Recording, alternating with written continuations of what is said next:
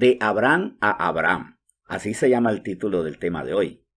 Y nuestra meditación que nos lleva a Génesis 17 nos va a aclarar o extender más ese concepto que tal vez ya tenemos sobre este momento en que Dios cambia el nombre a su patriarca, a quien había elegido como padre de multitud de naciones, de multitud de familias. Y vamos a ver qué significó, porque si no lo comprendemos, se puede quedar corto el propósito de lo que el mismo Señor quiere hacer en nuestras vidas, en nosotros. Como les había dicho, de Abraham a Abraham, es este pasaje que en Génesis 17, desde el versículo 1, nos habla de lo que Dios quiso hacer con un hombre y que también quiere hacer con nosotros. Abraham no fue un personaje puntual, que esto fue solo para él. Vamos a vernos reflejados en este personaje. Vamos a Génesis 17 del versículo 1 y dice así: Era Abraham de edad de 99 años cuando le apareció Jehová y le dijo: Yo soy el Dios Todopoderoso, anda delante de mí y sé perfecto, y pondré mi pacto entre mí y ti y te multiplicaré en gran manera.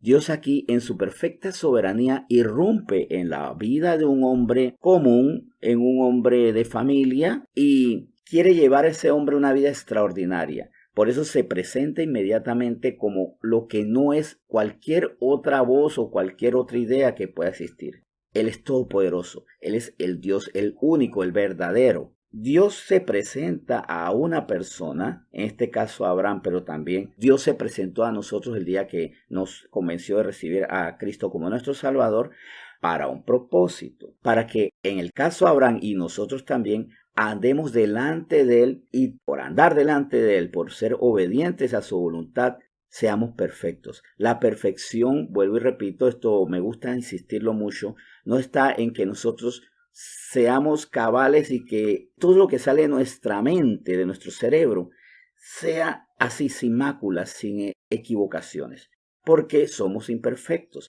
La perfección está en que, reconociendo mis debilidades, mis errores, mis imperfecciones, comience a obedecer a la voz perfecta. Eso es ser perfecto, obedecer a quien no se equivoca y es Dios. Nosotros tenemos esa oportunidad cada vez que buscamos en su palabra qué es lo que Él quiere y orando comprendemos el fin de sus enseñanzas, de sus doctrinas, de sus órdenes. Seguimos la lectura. Vamos al versículo 3. Entonces Abraham se postró sobre su rostro y Dios habló con él diciendo: He aquí mi pacto es contigo y serás padre de muchedumbre de gentes. Y no se llamará más tu nombre Abraham, sino que será tu nombre Abraham, porque te he puesto por padre de muchedumbre de gentes. ¿Y cuál es la diferencia entre Abraham y Abraham? 2 letras. Sí, porque si nos vamos a lo literal, a la palabra como tal, son un par de letras. ¿En qué cambia un par de letras a una persona? ¿Y por qué es importante que ya no sea llamado Abraham, sino Abraham? Bueno, si nos vamos a la etimología del nombre, de ambos nombres, vemos que Abraham, el primer nombre que tenía este patriarca, es la conjunción de 2 palabras, una que es Av y la otra Ram. ¿Qué significa eso? El Padre es elevado. Este es un nombre que le dieron a él llamándolo así para ser una persona de importancia y de hecho lo era. Abraham era un hombre importante, con posesiones, con reputación en Ur de los Caldeos. Era un hombre que había sido elevado por su economía, por su bonanza, por su buena reputación en el mundo, en el entorno natural. Era un hombre glorioso, perfecto. Sí, arrogante un poco, sí, pero no era el nombre que Dios necesitaba. Por eso es que de ese Abraham, que significa el Padre es elevado, Dios le pone Abraham, que incluye otra combinación de palabras. Es Av y Amón, que significa muchedumbre. O sea, de Ab y Amón sale el nombre compuesto que significa padre de muchedumbre. Vemos la diferencia de el padre es elevado a padre de muchedumbre de gentes. El padre elevado representa la gloria que el mundo le quiere dar al individuo, no por tanto lo que beneficia a mucha gente, sino por su condición per se, por sus logros, por sus finanzas, por sus trofeos, por sus títulos, por sus victorias en el mundo empresarial, social o cultural. pero no habla de un servicio. Porque de hecho, ¿cómo yo voy a servir si yo estoy elevado por encima de los demás? Cuando estoy elevado por encima de los demás, más bien yo estoy esperando que me sirvan a mí. Sin embargo, el Señor habla de que Él como Padre de muchedumbre, de gente, de multitudes, debe ser guía para ellos. Es un Padre que sirve a los demás, que guía a los demás, que cuida a los demás. Y por el cual desde antes de este capítulo 17 se hizo una promesa de que en él serían bendecidas todas las familias de la tierra. Este cambio de letras en primer y segundo nombre es leve, pero a mí me lleva a entender algo, que es un cambio en el rol, en la identidad, en mi visión de mí. Y cuando el Señor nos llama a ser criaturas nuevas, dejar el pasado atrás, no es la actividad que yo hago, no es dejar el empleo, no es dejar a mi esposa, no es dejar a mis hijos, no es abandonarlos a ellos, es mi actitud. Dentro de esa actitud puede ser que el Señor sí diga, hay trabajos donde tú no vas a estar, hay amistades que ya tú no debes tener, o esas amistades necesitan que tú seas otra persona, no quien eres ahora. Ya tú no eres alguien que va a estar por encima de los demás, o como decimos aquí, ser unos agrandados.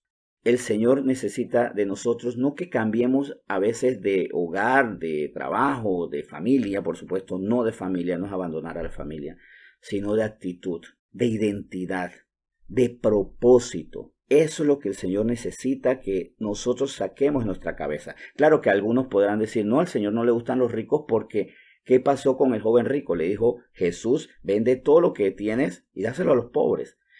Cuando se habla del joven rico, es porque el autor describe la condición que superaba hasta su propio nombre a este joven, a este muchacho. Era alguien que en su juventud se regocijaba en su riqueza. Y Dios le quiere modificar su identidad diciendo, renuncia a eso que te da tu identidad, porque tu identidad te la da tu riqueza. En el caso de Abraham era el padre elevado. Ahora cámbiate esa identidad a padre de muchedumbre, padre de muchas familias. ¿Qué es lo que Dios tiene que cambiar en mí? ¿Qué es lo que tiene que cambiar en mi esposa? Porque aquí pasa algo también curioso, que a su esposa, la esposa de Abraham, y ahora Abraham, le cambió el nombre Sarai a Sara. ¿Cuál fue el cambio? En Génesis 17 estábamos, dice en el versículo 15, dijo también Dios a Abraham, a Sarai tu mujer no la llamarás Sarai, mas Sara será su nombre.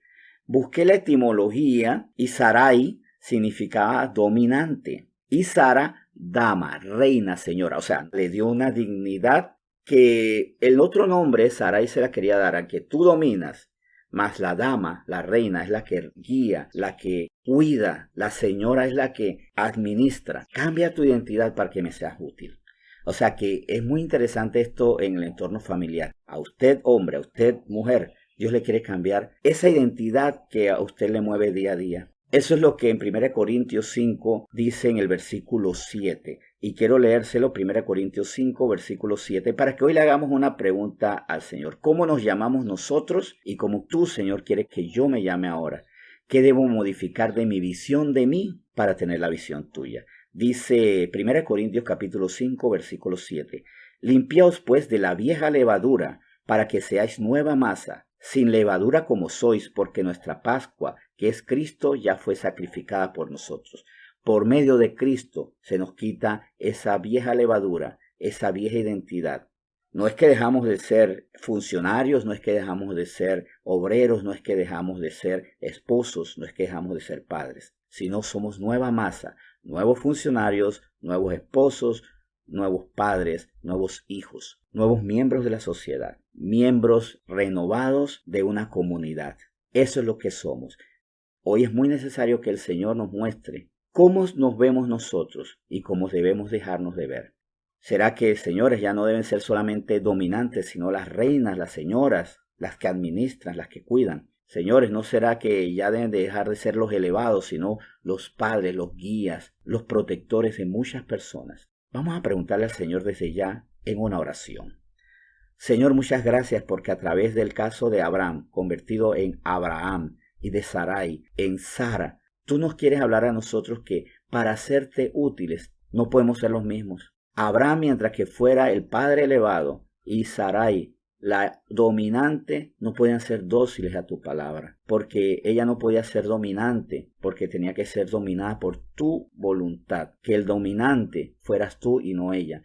Abraham no podía servirte mientras él fuera el elevado, mas él tenía que ser el humilde, porque elevado y alabado eres tú. Señor, ¿qué tienes que hacer con nosotros? Que no seamos como el joven rico, que lo que nos identifica es un estatus, porque tal vez no sea el joven rico, pero tal vez soy el Señor que manda, el Señor que grita, o el Señor que ordena, el Señor que su riqueza está en su poder, en su soberbia. ¿Qué soy yo? ¿Qué es cada dama de aquí? ¿Qué es cada joven de aquí? ¿Cuál es el nombre, el título, el adjetivo que tú nos quieres dar? ¿Cuál es la función que tú quieres que tengamos? Hoy, Señor, yo te doy muchas gracias por este tema y también por algo por lo que te suplico que nosotros seamos bendecidos, porque conozcamos qué debemos dejar atrás, qué no te sirve a ti, porque hay cosas de nosotros que a ti no te sirven. Y si no te sirven, no permites por eso que nosotros seamos canal de bendición ni para los nuestros, porque a veces ni a los nuestros les servimos porque no somos transformados. Gracias, Señor, por este tema y que nos lleve a orar, Señor. ¿Quién soy yo? ¿Quién debo ser ahora? ¿Qué debo ser a partir de este momento en que dejo de ser lo que antes yo era? Ayúdanos, Señor, yo te suplico, porque cada familia aquí cuente con personas que dejaron su nombre, su identidad atrás y asuman la que tú quieres dar a cada quien. Bendito eres, Señor, y gracias por este tema. En nombre de tu amado Hijo Jesús. Amén.